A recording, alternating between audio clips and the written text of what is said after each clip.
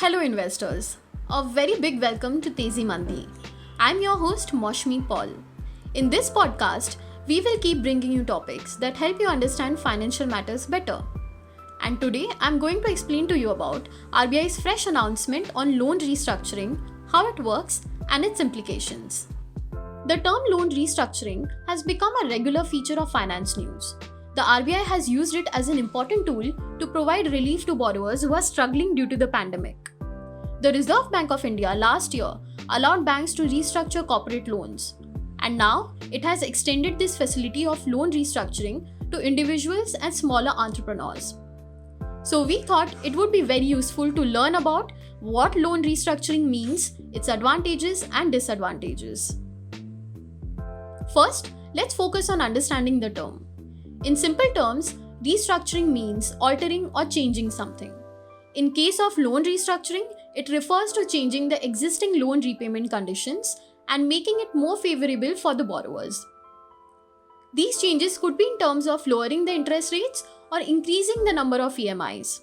In severe cases, it could also mean banks letting go of a part of interest to ensure that borrowers continue paying the remaining loan. Now let's focus on how it intends to help you. With the spread of COVID-19, many individuals and small businesses have come under a severe financial crunch. People are forced to shut their shops, many unfortunate ones have lost their jobs or are working on lesser pay. In this difficult situation, paying a loan is a difficult task. Understanding this, the RBI has provided a little relief to people by lowering their repayment burden. But is it for everyone? Or are there any negatives to it? The answer is no. First of all, let's be very clear that a borrower who is in a position to repay their EMIs must continue to pay them. They should not consider this option of opting for loan restructuring. It is only for those who are in a genuine financial crunch and should be utilized only as a last resort. To explain you further on this, here is why you should avoid opting for loan restructuring as much as possible. Number 1. Your bank will charge a certain percentage as fees to process your application. It will add to your overall cost of the loan. Number 2.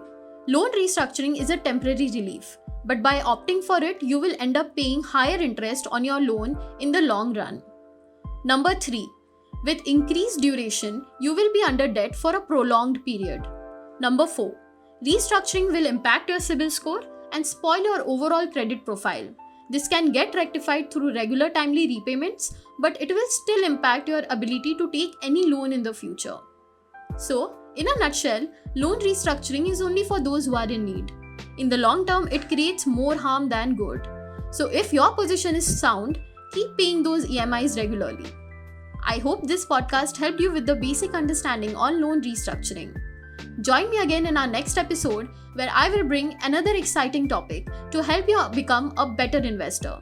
Make sure you follow our podcast so you never miss an episode. Till then, please stay safe.